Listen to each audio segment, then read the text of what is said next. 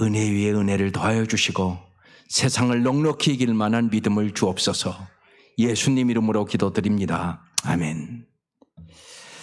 지금 우리가 이사야서 말씀을 나누고 있는데 중요한 장들만 지금 매주 이제 지금 나누고 아동부와 이제 중고등부 같이 말씀을 나눕니다.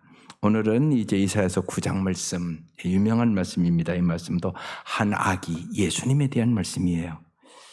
하나님께서 유대 백성을 위협하는 주변의 적들에 대한 승리를 주실 것을 이 한 아기의 예언으로 얘기하는 거예요. 그 아이의 이름은 임마누엘, 하나님이 함께 하신다는 뜻이죠.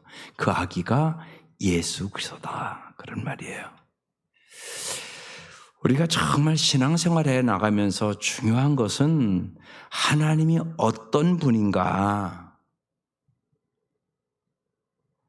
이것이 제일 중요한 문제예요. 정말 하나님이 어떤 분인가를 내가 알아야 믿죠.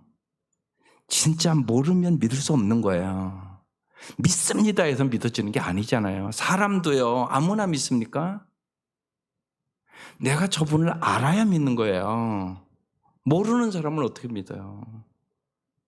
하나님도 마찬가지입니다. 여러분이 하나님을 아는 만큼 믿을 수 있고요. 아는 만큼 사랑할 수 있고요. 아는 만큼 의지하며 승리할 수 있는 거예요. 그래서 하나님을 얼마나 아는가가 나를 기준으로 일하던 일체 일들을 하나님의 기준으로 바꾸고 정말 하나님의 긍휼과 하나님의 능력으로 승리하는 거거든요. 그렇지 않으면 여러분은 끊임없이 내 기준으로, 그리고 내가 보는 시각으로 평생을 살 수도 있습니다. 그래서 하나님이 어떤 분인가를 날이 갈수록 더 잘 아셔야 되는 거예요. 예배 드릴 때마다 알아가야 되는 거죠. 오늘 가면 하나님은 어떤 분인가? 첫 번째, 하나님은 고통받는 백성을 영화롭게 하시는 분이다, 이렇게 말씀하세요. 그게 1절이에요. 보세요. 시작. 전에 고통받는 자들에게는 흑암이 없으리로다. 옛적에는 여호와께서 스불린 땅과 납달랴 땅이 멸시를 당하게 하셨더니 후에는 해변길과 요단 저편 이방의 갈릴리를 영화롭게 하셨느니라 그랬어요. 전에 고통받던 자들, 왜 전에 고통을 받았겠어요? 이들이 하나님을 의지해야 되는데 하나님 의지 안 했거든요. 그 결과가 흑암 속에 살게 됐다는 거죠. 그래서 옛적에는 여호와께서, 여기 중요한 게 여호와께서의 핵심이에요. 스불린 땅과 납달란 땅이 멸시를 당하게 했다는 거예요. 이들이 하나님을 의지하지 않고 우상 숭배하고 하나님보다 다른 걸 의지하고 그랬더니 이제 후에는 이제 해변길과 요단 저편 이방의 관리를 이제 영화롭게 하셨다고 말씀하고 있는 거예요. 고통당하는 자들에게는 여러분 언제나 절망과 어둠이 계속되는 것은 아니에요. 하나님 우리를 그렇게 사랑하니까, 하나님 저 백성을 사랑하니까, 그래서 하나님의 말씀을 잘 듣지 아니함으로, 말씀대로 살지 아니함으로 하나님의 멸시를 당하게 했다는 거예요. 하나님이 멸시받게 했다는 거예요. 그러니까 하나님이 훈련시킨 거죠. 그러나 이제는 영화롭게 하시겠다고 말씀하고 있는 거예요. 절망의 날이 사라지게 할 것이다, 그런 얘기예요. 여러분 잘 생각해 보세요. 여러분의 인생에 왜 절망하세요? 내 능력으로 살려고 그러니까 절망하죠. 그러니까 절망 자체도 교만이에요, 사실은. 그래서 이제 하나님의 백성에게 고난의 시기가 지나고 이제는 빛이 비추고 자유를 얻는 날이 올 것이다. 이제 그들을 공격하는 적들을 하나님께서 다 처리하고 이제 너희들을 영화롭게 하겠다, 그런 말씀이거든요. 하나님 정말 우리가 잘 살기를 원해요. 하나님 우리를 영화롭게 하시기를 원하는 거예요. 그래서 하나님은 언제나 절망을 희망으로 바꿔주시는 분이에요. 그래서 정말 흑암은 어둠을 얘기하는 거잖아요.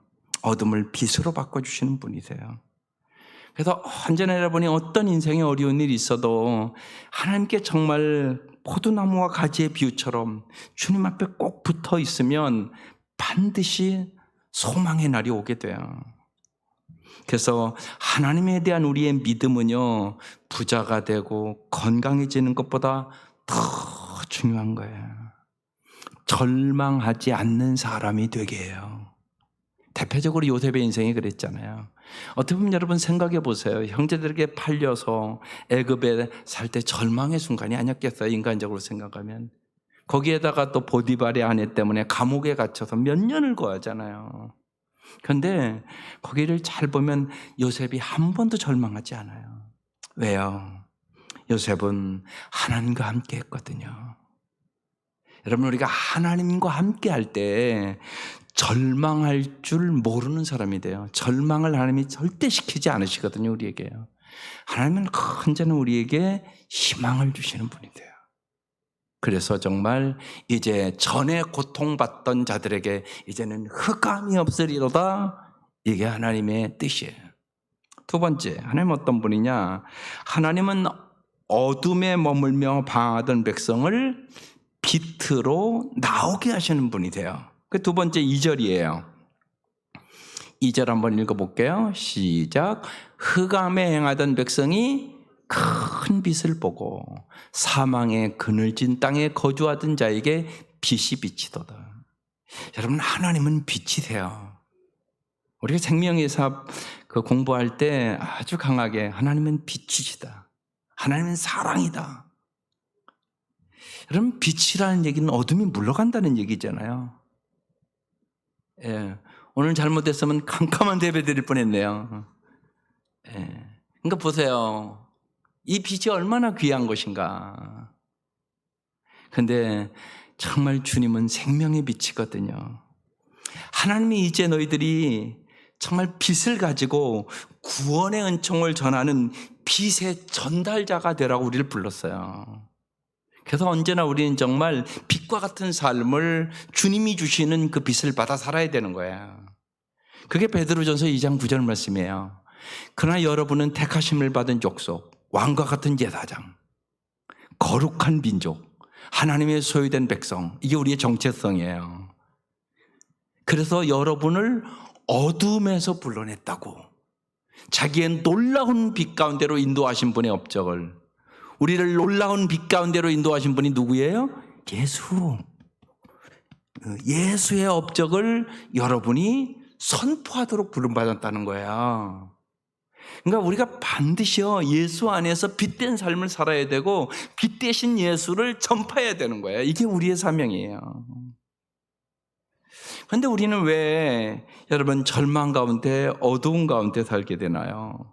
때로 그럴 때 있잖아요. 우리가 절망할 때도 있고 내 마음이 근심과 걱정과 세상걸로 가득 찰 때도 있고. 왜? 주님은 원하지를 않는데 우리는 왜 절망 가운데 어두운 가운데 살까요? 그 이유는요, 우리가 자기를 중심으로 보는 시각을 갖기 때문에 그래요. 많은 분 그러죠. 내가 없으면 우리 가족 어떻게 될까? 남편들 그 생각하지 않겠어요? 내가 만약에 오늘 죽으면, 쉬운 얘기로 내 처자식들 얼마나 어려운 삶을 살까? 우리는 다 그렇게 자기중심적으로 생각해요. 그러면요, 여러분 참 삶이 무거워져요. 병만 들어도 무거워져요. 내가 암만 걸려도요. 그런데 주님은 뭐라고 말씀하세요? 남편이 보호자라고 얘기한 적이 한 번도 없어요, 성경에. 그런데 우리는 그렇게 믿어요. 내가 잘못된 믿음인가는 몰라요. 우리 시각이 잘못돼서 그런 거예요. 시편 37편 5절에 이런 말씀이 있어요. 내 갈 길을 주님께 맡기고 주님만 의지하여라.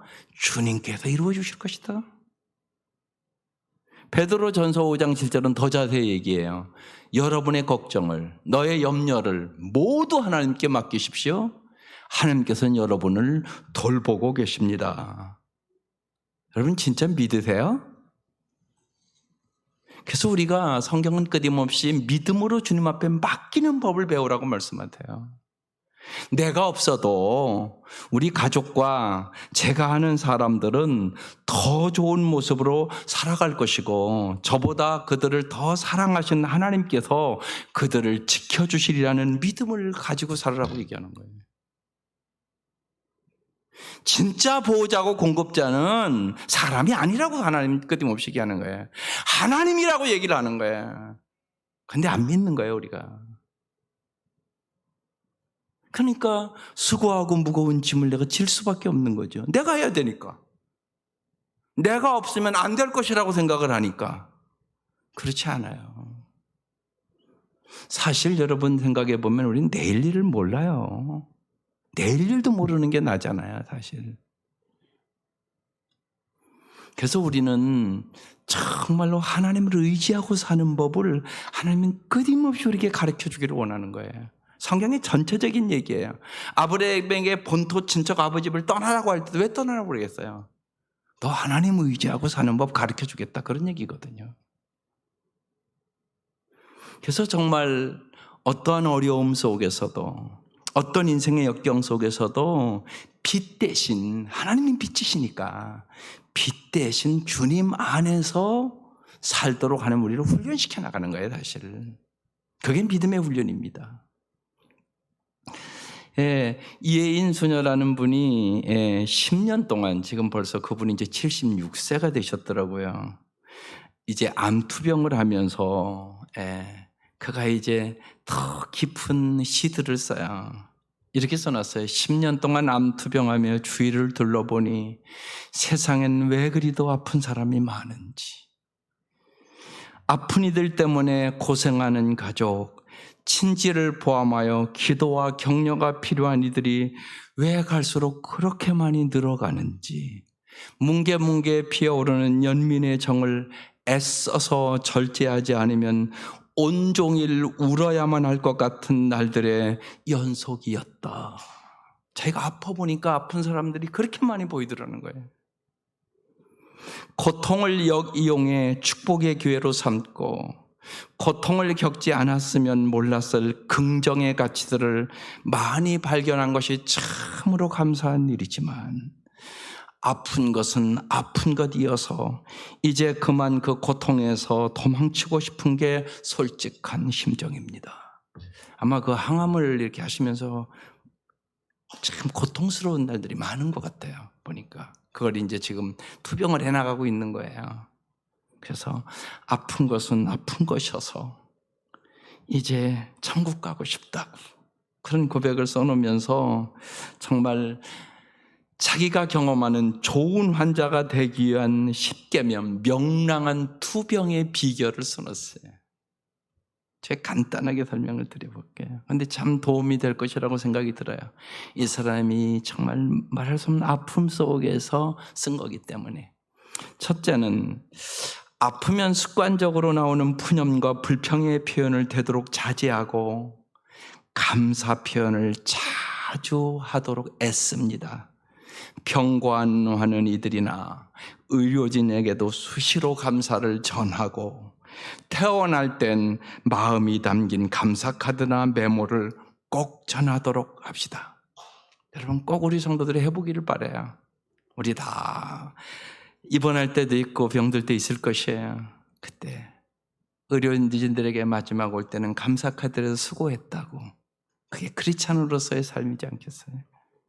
두 번째는 건강한 사람들이 문병 와서 위로의 덕담보다는 오히려 환자를 의기소침하게 만들거나 별로 도움이 되지 않는 말들을 많이 하더라도 내색하지 않고 나도 건강할 땐 그랬었지 하며 웃을 수 있는 마음의 여유를 지닙시다. 그래서 여러분 우리가 아픈 사람 앞에 가서 함부로 얘기하면 안 돼요. 나는 좋다고 얘기하는데 잘 못하면 내가 건강하면 아픈 사람을 이해할 수 없어요, 사실. 그래서 그런 서운한 일을 만나면서 나도 건강했을 때는 그랬었지. 그리고 웃을 수 있는 마음의 여유를 지닙시다. 셋째는 반복되는 여러 검사에 몸이 힘들어 포기하고 싶을 때는 낫기 위해 필요한 인내의 과정임을 재인식하며 긍정의 마음을 지니려고 애씁니다. 네 번째는 예기치 않은 통증이 반복될 때는 아직 살아있기에 아픔을 느낄 수 있으니 얼마나 다행인지라고 반복하며 생각하면 좀 나은 것 같습니다. 다섯 번째, 음식이 입에 맞지 않고 먹기 싫을 때는 힘이 들더라도 최대한 자신을 극복하는 의지의 힘을 빌려서 그래도 약보다는 음식을 먹는 게 좋으니 다시 시도해보자. 스스로 주문을 해봅시다. 여섯 번째, 먼 길을 달려간 보람도 없이 병원의 주치의나 간호사가 나를 건성으로 대하는 것 같고 설명도 불충분하게 해주는 등 성의 없이 보일 때 한자리에 앉아 아픈 사람 수십 명을 대하느라 얼마나 힘이 들까. 이해하려고 노력하면서 짧은 시간을 잘 활용해서 내가 문의할 것을 미리미리 메모해 둡니다. 불필요한 잔소리나 넋두리가 되지 않도록 지혜롭게 요점만 말합니다. 여러분 진짜 그렇더라고요. 네. 나는 대전에서 서울까지 갔는데 단 5분 정말 의사가 저렇게 얘기할 수 있나 그럴 정도로 상처도 많이 받더라고요. 실제로. 근데 그때마다 저도 그 생각을 했어요. 얼마나 힘들면 하루에 수십 명씩 환자를 보니까 힘들어서 저러는가 보다. 근데 이인 수녀도 그렇게 하면서 이겼다고 얘기하는 거예요. 일곱 번째, 지인들이 퍼다주는 다양한 건강 정보가 넘쳐서 감당이 안 될 때 일단 참고하겠다고 말하고 우선 의사의 지시부터 잘 따르겠다는 태도로 마음의 중심을 잡고 여기저기 흔들리지 않는 것이 중요합니다. 자신의 병에 대한 연구는 의사에게 맡기고 너무 깊이 알려고 하지 않습니다. 여러분 그러십시오. 꼭. 정말요, 말도 많고요, 좋다고 하는 것도 많고요, 자기 경험도 그렇게 많이 얘기하고요. 그게 중요한 거 아니에요. 그냥 의사한테 맡기고 의사의 지시를 잘 따라서 남은 인생을 살아가는 것이 바람직한 겁니다. 여덟 번째, 아픈 것을 핑계로 자꾸만 옆의 누군가가 무엇이든 다 해주기를 바라며 의존적이 되는 자신을 발견할 때는 내가 할 수 있는데 왜 이러지 하며 얼른 내 안에 어린아이를 잠재우고 어른을 깨우는 성숙함으로 정신을 추스릅시다. 그럴 수 있거든요. 아홉 번째, 자꾸만 죽음을 떠올리며 우울해지는 순간에는 좋은 음악을 듣거나 자연과 벗하는 기회를 얻어 아름다움이란 약으로 내면을 충전시켜주고 거울 앞에서 웃는 연습도 자주 해봅니다. 마지막 열 번째, 오래 투병하다 보면 약을 먹는 게 시들해지고 마음대로 중단하고 싶은 유혹에 빠질 때가 있는데 처음에 희망을 가지고 약을 먹기 시작하던 때를 떠올리면서 약을 경건한 예식을 치르듯이 기도하는 마음으로 먹습니다. 약을 처방해 준 의료진을 신뢰하는 마음도 새롭게 지니면서 말입니다. 이렇게 10년을 잘 이기고요, 이 아픔을 겪으면서 기가 막힌 시를 써서 사람들을 위로합니다. 이것이 여러분 병상에 있다 할지라도, 내가 암이 걸렸다 할지라도 주님이 주시는 빛된 삶으로 살아가는 비결들이에요. 그가 이렇게 기도했습니다. 이 순간 제가 살아있음을 감사드립니다. 아직은 아픔을 안고 걸어야 할 삶의 여정에서 힘들어도 선과 미소와 평화를 잃지 않는 환자로 살고 싶습니다. 세상의 많은 환우와 연대하며 고통 중에도 행복하다고 말할 수 있는 수도자가 되게 하여 주소서. 그리고 가능하다면 끝까지 겸손과 인내의 산으로 올라 환히 웃을 수 있는 승리의 복된 자녀가 될 수 있게 자비를 베풀어 주옵소서. 예수는 여러분 우리의 빛이십니다. 그래서 어떠한 환경에서나 예수님을 빛으로 받는 사람들은 아름다운 삶을 살아갈 수 있습니다. 그리고 남을 위로할 수 있습니다. 요한복음 8장 12절에서 예수님께서 우리에게 명확하게 말씀하십니다. 예수님이 다시 그들에게 말씀하셨다. 나는 세상의 빛이다. 나를 따르는 사람은 어둠에 다니지 아니하고 생명의 빛을 얻을 것이다. 그래서 예수를 모르면 여러분 어떻게 이렇게 살아갈 수 있겠어요? 우리는 어둠 속에 다닐 수밖에 없는 것이에요. 오직 주님이 빛이셔야, 특별히 아프고 힘들고 인생의 고난을 만났을 때 오직 여러분 빛 대신 예수님과 함께 어둠을 이길 수 있게 되는 거예요. 누구든지 절망도 오게 되는 거고 낙심도 오는 거게 되고 아플 때는 말할 수 없는 거 아니겠어요? 그러나 그때도 우리는 빛 대신 주님과 함께 생명의 빛을 얻을 수 있게 되는 것이에요. 다윗도 그래서 여러분이 잘 아는 시편 23편 4절과 같은 고백을 하는 거잖아요. 내가 비록 죽음의 그늘 골짜기로 다닐지라도, 절망과 좌절과 낙심과 정말 죽음의 골짜기로 얘기하는 거예요. 주님께서 나와 함께 계시고 주님의 막대기와 지팡이로 나를 보살펴 주시니 내게는 두려움이 없습니다. 오직 주님이 함께 할 때만, 주님이 빛을 비춰주실 때만 우리는 두려움을 이길 수 있게 되는 것입니다. 세 번째로 하나님은 이 억눌렸던 백성에게 즐거움을 되찾아 주시는 분이십니다. 3절에 그렇게 써 있어요. 주께서, 여러분 이 주께서라는 단어가 중요한 단어예요. 주께서 이 나라를 창성하게 하시며 그 즐거움을 더하게 하셨으므로 추수하는 즐거움과 탈취물을 나눌 때의 즐거움같이 그들이 주님 앞에 즐거워하노니. 여러분이 한 기절에 지금 즐거움이라는 단어가 4번이나 사용되고 있어요. 하나님은 주님께서 그들에게 큰 기쁨을 주시고 그들을 행복하게 해주시겠다고 얘기하는 거예요. 사람이 곡식을 거둘 때 기뻐하듯이 그들이 주님 앞에서 기뻐하고 전쟁의 승리에서 전리품을 나눌 때 즐거워하듯이 그들이 주님 앞에서 즐겁게 될 것이라고 말씀하고 있는 것이에요. 그러면서 4절에 이는 그들이 무겁게 맨 멍에와 그들의 어깨 채찍과 그 압제자의 막대기를 주님께서 꺾으시되 미디안의 날과 같이 하셨습니다. 승리하게 했다는 거예요. 하나님이 자기 백성을 묶고 있는 사슬과 그들을 치는 채찍을 꺾어버리시고 옛날 미디안 군대를 다 쳐부시고 승리를 주셨던 것처럼 그들을 괴롭고 착취하는 나라를 다 쳐부숴할 것이라고. 주님 아수르보다도 강하고 바벨론보다도 강하고 주님은 반드시 너희들을 그 포로의 상태와 고통에서 건질 수 있는 분이라고 그렇게 지금 소망을 주고 있는 것이에요. 그러면서 4번째 하나님은 평화의 날을 주시겠다고 말씀하세요. 어지러이 싸우는 군인들의 신과 피 묻은 겉옷이 불의 섭같이 사라지리니 그 영광스러운 평화의 날에는 전쟁터에서 사용된 모든 군화와 피 묻은 군복이 불에 다 소각될 것이라고 말씀하는 것이에요. 하나님의 백성은 전쟁으로부터 해방돼서 이제 자유와 평화를 누리게 살 것인데 이 모든 일은 오직 하나님의 백성 중에 태어날 한 아기에 의하여 이루어질 것이라고.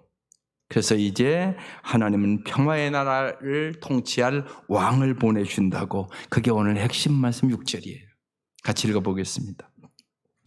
이는 한 아기가 우리에게서 낳고 한 아들을 우리에게 주신 바 되었는데 그 어깨에는 정사를 메었고 그의 이름은 기묘자라 모사라 전능하신 하나님이라 영존하신 아버지라 평강의 왕이라 할 것임이라.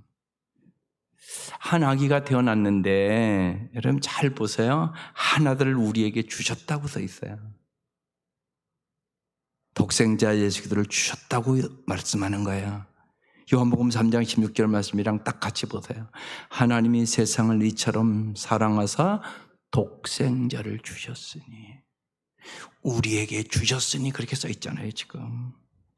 그 어깨는 정사를 메었고, 그러니까 한 아이가 태어났는데 우리에게 주신 아들이라는 거예요.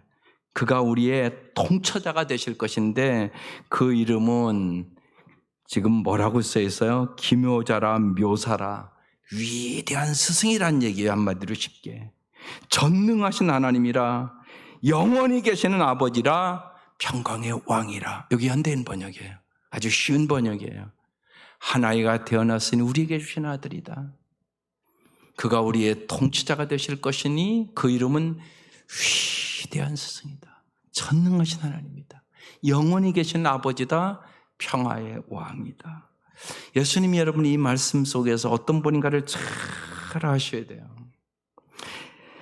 우리에게 영생을 주시기 위하여 독생자를 주신 하나님의 사랑을 생각하면서 이 아기 예수 그리스도에게 주어진 이름을 우리가 깊이 생각하면서 여러분 우리가 세상을 이겨야 되는 거예요. 참 중요하단 말이에요.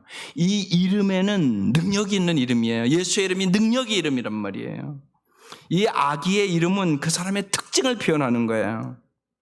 그래서 정말 기묘자라 묘사라 최고의 지혜자로서 백성을 진리로 이끌어갈 수 있는 위대한 스승이라고 얘기하는 거예요. 여러분 사람이 그러잖아요. 이 땅에 살아가면서 누가 스승이냐에 따라 인생이 달라져요. 여러분 좋은 스승을 만나면 얼마나 큰 축복인가 몰라요. 내가 학교에서 참 좋은 선생님을 만났다. 내가 대학 가서 참 좋은 교수를 만났다. 인생을 바꿔요. 진짜예요, 여러분. 그런 사람들이 얼마나 많은가 몰라요. 만남의 축복이 엄청난 큰 축복이에요. 그러니까 그 기도하는 거잖아요. 만남의 축복을 달라고 기도하는 거 아니에요. 그런데 정말 이 예수님이 어떤 분이냐? 기묘자라 위대한 스승이라는 거예요. 위대한 스승. 그러니까 참된 삶은 예수의 만남에 있다는 얘기를 여기서 하는 거예요. 또 어떤 분이에요? 전능하신 하나님이라고 써 있잖아요. 전능하다는 얘기는 불가능이 없다는 얘기잖아요. 불가능이 없으시고 앞으로 닥칠 모든 문제를 다 해결할 수 있는 분, 그분이 예수다 그런 얘기예요. 진짜 우리가 여러분이 알고 있는 성경 지식만 가지고도 주님이 가는 곳곳마다 문제가 해결되잖아요.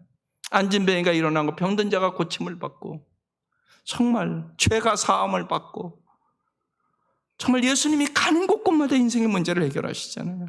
이분 어떤 분? 전능하신 하나님입니다. 이 전능하신 하나님을 믿을 때 절망이 사라지는 거죠. 그래서 정말로 여러분 이 예수를 내가 전능하신 하나님으로 믿어야 된단 말이에요. 그뿐만이 아니라 뭐라고요? 영존하시는 아버지라고 써 있어요. 여러분 아버지라는 존재, 특별히 여러분 호적처분도 써면 아버지 보호자잖아요. 보호자. 근데 육신의 아버지는 영존하시는 아버지는 아니에요. 오늘 죽으면 끝나는 아버지예요. 아무것도 도와줄 수 없어요. 영존하시는 아버지. 아버지란 얘기는 자녀를 돌보시고 양육한다는 의미를 포함하고 있는 거예요. 하나님 아버지는 정말 하나님의 자녀된 우리들을 영원히 돌보시고 영원히 양육하시는 분이라고, 그래서 영존한 아버지라고 써 있는 거예요.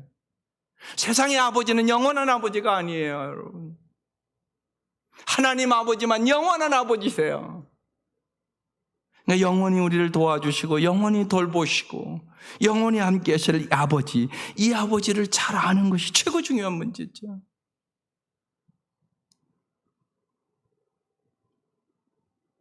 정말 어느 아버지가 변호사고 판사고 참 아름답게 사는데 유고집을 써서 그분이 요새 제가 이번 주에 그걸 봤는데 그분이 그렇게 써놨어요. 자기가 이제 수술을 7, 8번 받고 죽음이 가까운 걸 아는데 맨 먼저 생각하는 게 내가 저 자녀들을 돌볼 수 없구나. 그 순간 깊이 생각했다는 거예요. 내가 이제까지 내 시각적으로만 봤고 하나님의 시각으로 인생을 보고 살지 않아도 이렇게 염려와 근심이 가득 차는구나. 죽음이 완전 내 염려가 가득히 차는 거야. 자녀들은 아직 어리고 그때 깊이 깨달았다는 거예요. 내 자녀를 영원히 사랑하는 건 하나님 아버지고 내 자녀들에게 영원히 정말 알게 해야 될 것은 하나님 아버지이심을. 참 사람이 우둔해요. 그래서 깨닫지를 못해요. 내가 조금 꼭 보호할 수 있을 것이라고 생각을 한단 말이에요. 왜 우리가 기도해야 되냐? 기도한다는 얘기는 하나님의 보호자임을 진짜 믿는 거예요. 그렇지 않으면 자꾸 내가 하려고, 내가 할 수 있다고 생각을 하는 거예요. 아니에요. 하나님만이 영존하시는 아버지세요. 예수님이 어떤 분이라고요? 영존하시는 아버지다, 그렇게 써 있어요. 그뿐만이 아니에요. 평강의 왕이라고 써 있어요. 평화를 주시는 분이라는 얘기예요. 죄인들을 하나님께로 인도하시고 하나님과 올바른 관계를 갖도록 회복시키시고 우리의 일상에서 평화를 이루시고 성도들은 하나님의 계획을 확신하며 평화롭고 만족스러운 삶을 주시는 분이 예수님이다. 그래서 예수님에 대해서 기묘자다, 모사다, 전능하신 하나님이다, 영존하시는 아버지다, 평강의 왕이다, 이렇게 지금 표현을 하고 있는 것이에요. 이 태어날 아기가 놀라운, 세상에 놀라움을 가져다 준다고 이제 7절에 얘기하는 거예요. 하나님은 열심히 약속하신 일을 이루신다고.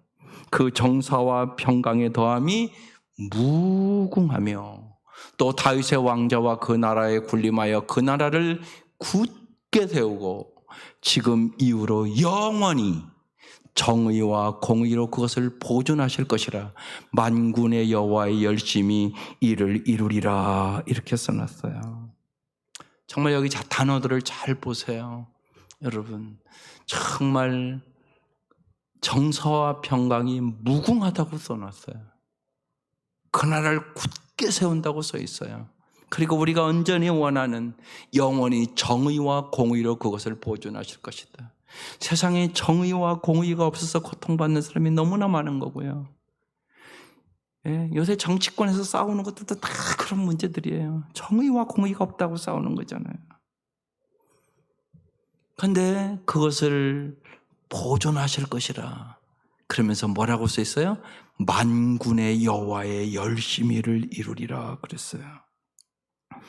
여러분 잘 생각해 보세요. 여기 여호와의 열심이라는 단어가 참 중요한 단어예요. 하나님은 얼마나 열심일까요?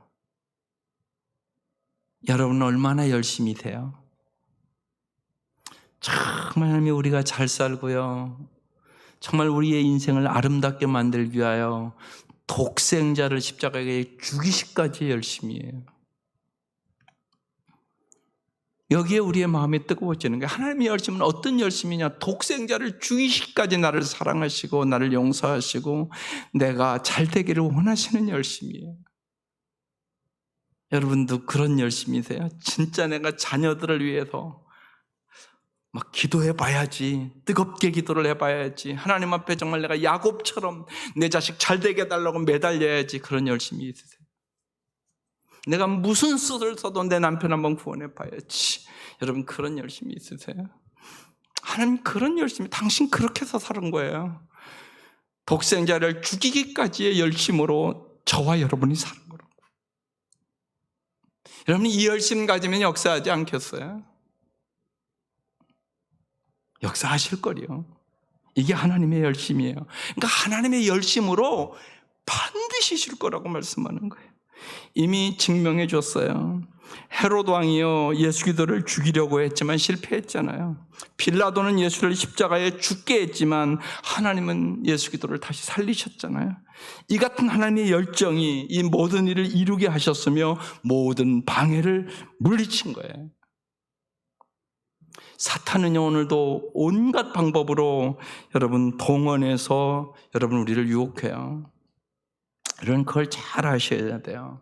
C.S. 루이스가 쓴 스크루테이트 편지라는 유명한 책이 있어요. 사탄의 유혹에 대한 이야기예요. 그 책을 다시 오늘 보면서 코로나 사태를 겪고 있는 우리에게 심각한 도전을 준다, 그런 생각을 했어요. 그 책은 2차 세계대전 중에 불안함을 느끼고 있는 사람들을 어떻게 요리해야 할지를, 그러니까 마귀 입장에서 쓴 책이에요. 코로나로 경직되어 있는 우리들에게 생각할 점을 많이 던져주는 책이라는 생각을 했어요.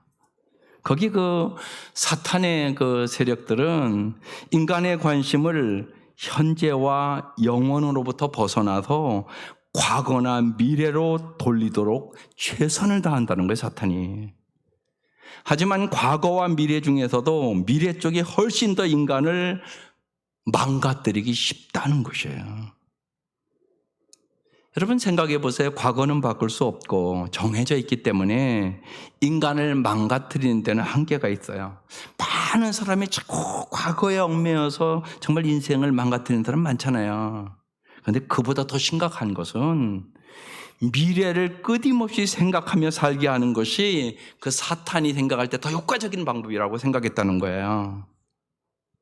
과거는 그래도 감사가 있고 현재는 사랑과 만족과 즐거움 등등 가장 천국과 많이 닮아 있지만 미래는 두려움과 탐욕과 정욕과 야망 등 모든 악이 거기에 뿌리를 두고 있으며 따라서 악마는 모든 인본주의 사상을 도원해서 인간을 미래의 애착을 갖게 하도록 한다는 거예요.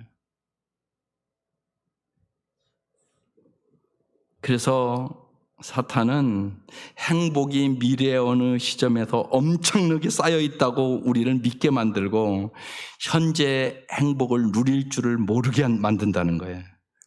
또 미래에 대한 막연한 불안한 생각을 가득 채워놓든지 그것이 아니라면 내일은 분명히 좋아질 거야 하는 미래에 대한 막연한 희망을 가지도록 만들다는 것이에요. 여러분 사실 그럴 수 있잖아요. 우리가 뭐 지나면 괜찮아지겠지, 뭐 코로나 뭐 지나가겠지, 뭐 이제 약 개발되면 괜찮겠지. 많은 사람 그렇게 생각하잖아요. 너무 막연하잖아요, 한마디로요. 그게 아니라고 얘기하는 거예요. 현재가 중요하다고 얘기하는 거예요. 현재가 중요하다. 당신 지금 앞으로의 일을 생각이 좋아하는 우리가 곰곰이 생각해 봐야 될 일이라는 거예요. 미래에 대한 근거 없는 불안함에 시달리거나 또는 좋아지겠지 하는 막연한 희망을 가질 것이 아니라 앞으로 다가올 어려움이 보이면 이겨낼 힘을 달라고 기도하고 지금 내가 할 수 있는 일에 최선을 다하고 지금 나에게 주어지는 이 땅의 천국을 낭비하지 말고 오늘을 알차게 살아야 된다는 얘기를 하고 있는 거예요. 그런데 수많은 사람들이 마귀에게 넘어가서 그렇게 안 산다는 얘기예요, 여러분. 그러니까 우리에게 참 던져주는 게 많잖아요. 우리가 깊이 정말 생각해야 되는 이때예요. 정말 하나님이 우리에게 주시는 정말 참 소망을 주고 오늘 이 예수 기도가 어떤 모습인가 우리에게 정확하게 얘기하고 있는 거예요. 여러분 하나님의 열심을 가지고 살아가시기를 바라요. 하나님은 정말 우리에게 날마다 새로운 희망을 주시기를 원하는 거예요. 여러분 다윗의 인생을 이렇게 돌아봐도 다윗이 그 밧세바를 간음한 사건 전에는 내가 하나님을 믿음으로 인하여 하나님이 하라는 대로 함으로써 나의 구원이 확인될 거다 이렇게 생각을 했어요.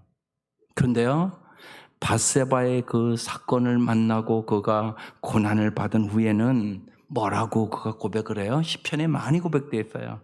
하나님만이 나의 구원이시고 하나님만이 내 인생의 주권자시고 하나님이 날마다 나에게 살 힘을 주시는 분이다 이렇게 고백해요. 다른 고백이에요. 그건. 하나님은요 하나님이 작정하신 일을 반드시 이루시는 분이세요. 하나님은 나를 주님께 합당한 자녀로 만드시고 우리를 빚어가실 것이에요. 베드로처럼 말입니다. 베드로의 인간의 열심이 아무것도 아니었어요. 그러나 하나님의 열심이 정말로 그 연약했던 베드로, 성질도 급하고 넘어지고 했던 그 베드로를 위대한 사도로 빚으셨어요. 하나님의 열심으로 우리도 하나님이 빚어주시는 것이에요. 그래서 하나님께 돌아가도록 시련을 주신 하나님께도 우리는 감사해야 되겠고, 하나님 주시는 시련과 가르침을 통하여 우리의 마음을 더 강하게 하시고 새롭게 하시고 하나님의 사람으로 온전히 빚어주시는 그 은혜에 여러분 감사와 기쁨으로 하루하루를 살아가야 되는 것이에요. 코로나가 언제 끝나겠지? 아니, 그거 말고 여러분 오늘 하루하루 이 어려운 가운데서도 기뻐하며 감사하며 여러분 자신을 여러분 빚어가시면서 하나님의 사람으로, 하나님의 열심으로, 하나님의 능력으로, 하나님이 주시는 은혜로 여러분의 삶의 역경과 고난과 어려움을 이겨나갈 수 있기를 주의 이름으로 축원합니다. 예, 기도하십시다. 오늘 어떤 기도를 하냐면 여러분에게 이제